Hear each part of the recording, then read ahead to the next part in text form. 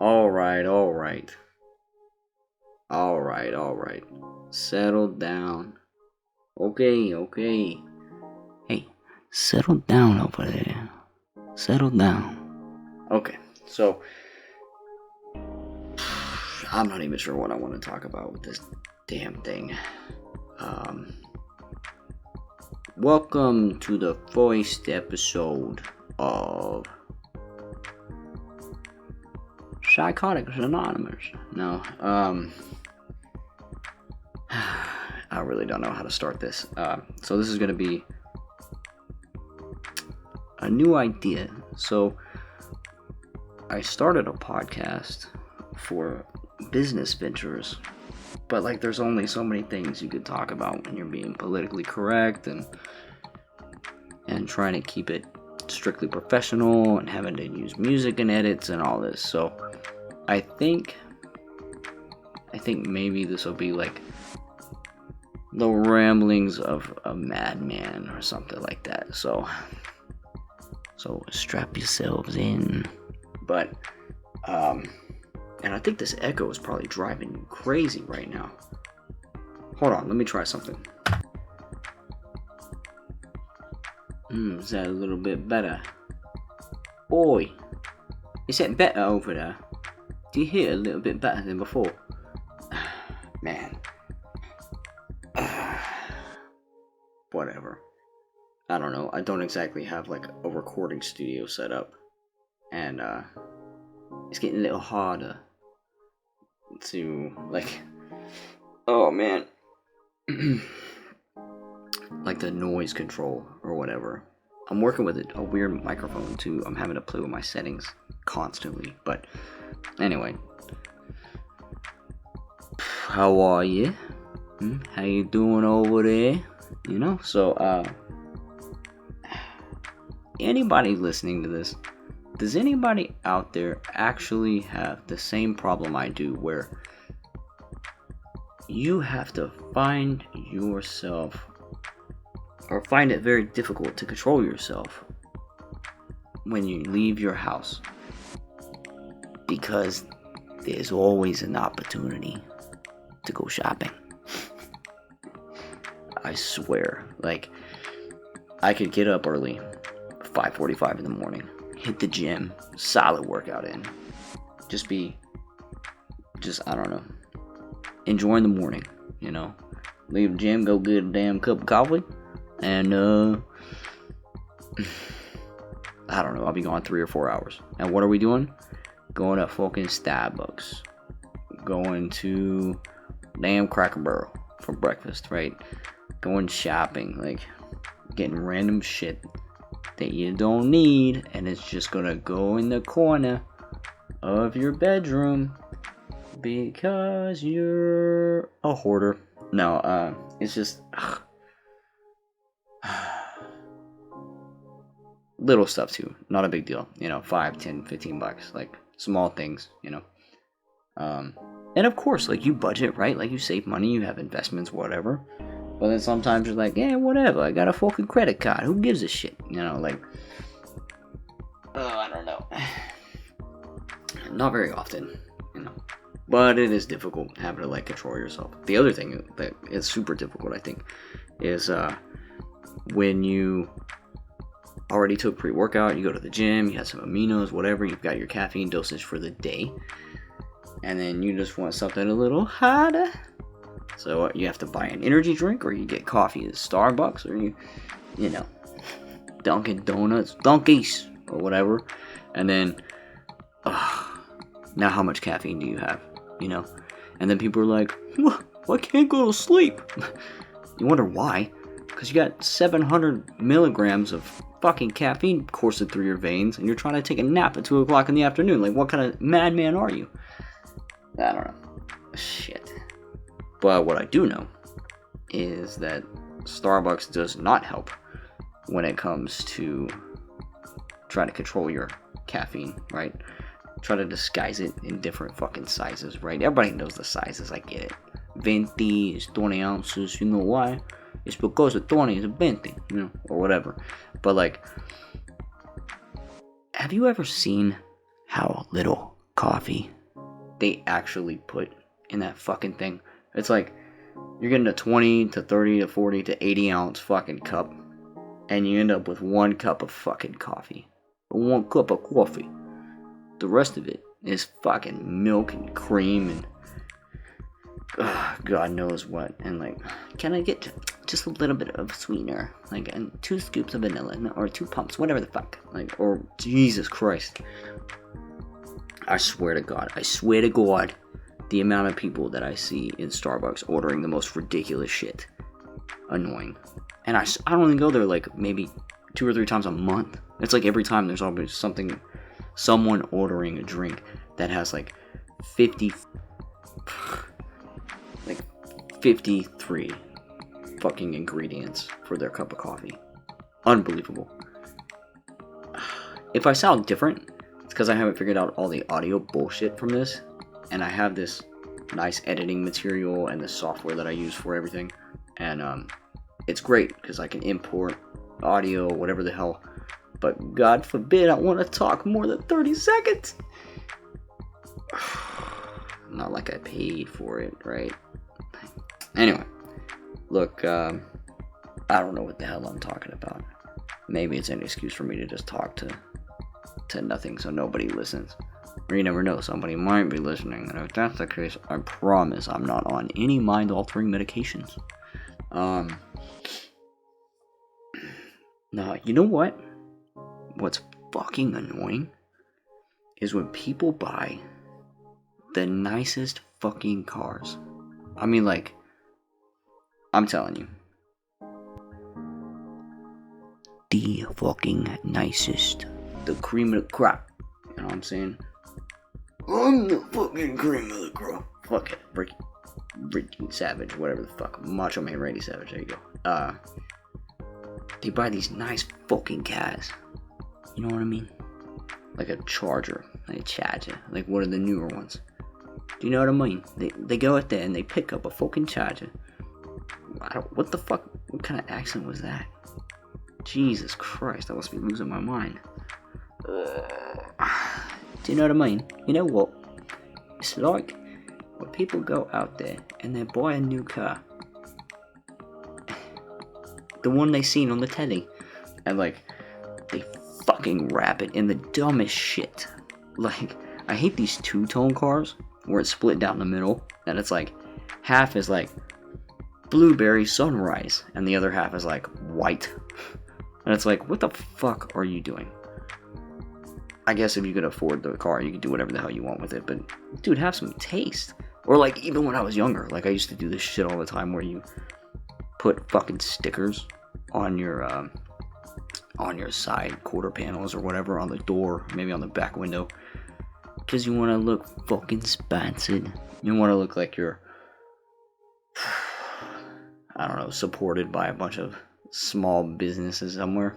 And, like fucking K&N and Corsa and BBK are actually sponsoring some fucking regular Joe, you know? Nah, man. And then they throw all these stickers on it, and it's like, you know it's a $50,000 car, right? Like, you know that car is about the third cost of a decent family home nowadays, and you're just slapping a bunch of crap on it, like, and then you can't make your car payment, so it gets repossessed after a year. Whoa! Nailed it! Fuck. I don't know, man. Maybe it's just me being a little bit jealous. I think I am jealous. Like, I got some nice cars. I got nice cars. I'm not gonna fucking tell you. Just because I don't want you to come looking for me and talk shit, I guess. But, I don't know. Like, some people just... poor taste, I don't know. Maybe it's because I'm a little old school. About to be 30. So, you know, things are a little bit different now. Jesus Christ, I can't even fucking talk. Like, that's the cool thing about this being unscripted, is like I just talk and ramble. And even if nobody listens, at least I get the thoughts out there. You know what I mean? Hey, so what are we gonna talk about next? Well, I have been thinking a lot lately about diet and nutrition, right? As I eat Chick-fil-A for lunch again. It doesn't happen that often. Usually it's pretty nice. So tonight for dinner I'm going to be cooking some salmon and some broccoli over white rice with some teriyaki sauce and a light balsamic seasoning. Ugh. On the plus side, it's a shit ton of food for less than 200 calories, which means that it's going to process super quickly and I don't have to eat again before I go to bed. But, as opposed to what? Like, what's the alternative? Fucking go to Mickey D's, pick up a fucking Big Mac, do it like a man, go to fucking Taco Bell, authentic Mexican food. That shit's real. Yeah, right. Jesus. What the hell? I don't know what I'm talking about. I'm sitting over here looking at my cigars, like, man, I really want to smoke one of you. You know? Like, Jesus Christ. You know, I sounded like I was a hitman for the fucking mafia, getting in an argument with someone at a sports bar. Like, hey, I know you was talking shit to my family. I want to smoke one of you. You know, Jesus, what is this, the fucking Equalizer? Fucking Denzel? No, I got some nice Cubans that I brought over about 4 or 5 months ago from my last trip, and they're fucking great, man. No, they're not Monte Cristo or whatever the fuck you want to say. You know, shit. Yo no sé, pero yo no sé, or whatever. But they're good. They're Cubans. I think some of them were throwouts, but whatever. Pair it with a nice glass of bourbon or a good whiskey. I don't know. I like basic. I'm basic, right? So Jim Beam. That's good bourbon. But a High West is a solid whiskey paired with a good cigar. I'm a sweet guy though. Who the hell smokes cigars and wants them to taste like they're licking a fucking ashtray? Probably someone who's been smoking cigars for a very long time, right? Either that or like they're real men, and I'm just a pretend man because I'm like, yeah, I like a cigar, but it better be sweet. Like I don't want it to fuck up my mouth, okay? The one thing I hate, you know what I hate about cigars, or just smoking in general, because I quit a couple years ago, the fucking smell afterwards. You know, like, think about this, right? Your brother come home from the pub, and you fucking smell like you were on the cast of Mary Poppins as a chimney sweeper. You know what I mean? Like, fuck, man. Like, I can't even have a good night out, having a few drinks and doing some dancing or whatever in public without coming home smelling like, I don't know, a freshman that just got passed around a frat party. Whoa, jeez, that was a little dark. No, stop, step bro, whatever the fuck. Jesus Christ, dude. What the hell am I even talking about? Whatever. So, anyway. Kind of going back to the car thing. Because, I don't know, the majority of my YouTube content is car related. Is there anything better than putting something overly priced on your already overly expensive machine with wheels and getting it right the first time, and then it drives differently or better immediately because of what you've done? Is there anything better? Yeah, you know what's better? Fucking waking up from your dream. Just because... does this happen to anyone else? Like, I swear to God, this happens to me at least 60% of the time when I work on one of my cars. I'll spend a ton of money, I'll get nice parts or whatever to put on it, you know, because whatever. I have a Challenger and a Charger. I'm not going to give you details, but whatever. Challenger is 6-speed, and it's got a lot of money in it, and I used to drag race a lot. And, dude, just a couple weeks ago, I want to switch out for a different cold air intake. I want to go from just an open style, like just a cone with a plate, you know, and go to a sealed box that has a filter inside of that. Still has multiple inlets for induction as it pulls in the air, right? Because the theory is that it'll increase torque or whatever, because now the same amount of air is moving, but it has to move faster because the hole creates a smaller space for it to get through. So by virtue of that, it increases the amount of pull, whatever the fuck, fucking science, bitch, or whatever. And I fucking swear to God, this happens every time. I'm fucking putting the shit together, and then I drop a goddamn bolt.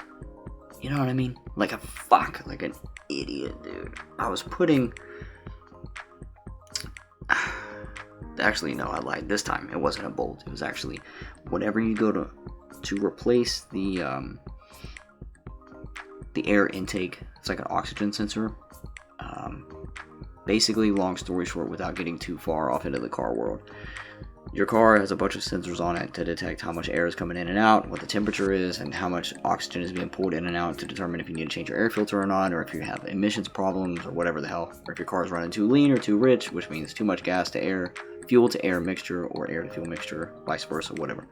And the sensor has a small rubber adapter that it pops on the sensor and it pops into the intake, and then it goes together as a whole set. Just imagine it's like a washer and a fucking and a bolt going through it. I just did like some hand motion, whatever. Make a bunny with one hand, like you're holding up 3, but pinch your index finger and your thumb together and stick your other index finger through that hole, and that's what it does. It like slides the sensor through this rubber adapter, which goes into the intake just like that, and that's because it holds that sensor in place. Well, God forbid something goes right, and I'm almost done. Everything is installed. I just have to put the sensor in, start the car, and hit the road. Well, fucking, you know what? You know what fucking happened?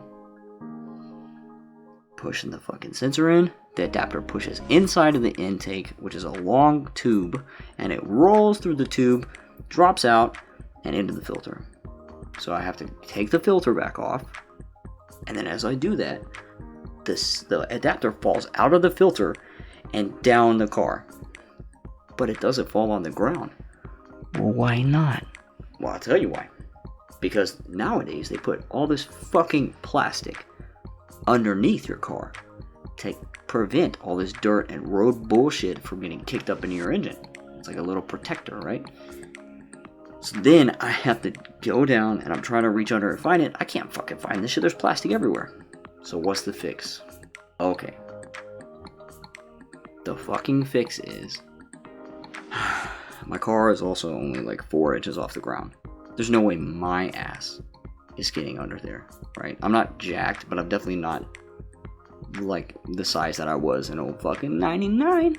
So I have to go down, jack the car up, put it on jack stands, go underneath, take all the screws out to lower all this plastic bullshit so I can get my hand up around there, and then I can't find it. Like, I couldn't find it. Like, I was like Ray Charles trying to play pool. Like, I could not fucking get it. You know what I mean? And, Jesus, that was dark. Yeah, whatever. Dude, couldn't get it, couldn't figure it out. So I'm just reaching up there and I'm brushing my hand back and forth just in case, hoping I can, like, knock it out from under there and it'll fall on the ground. Took a few minutes.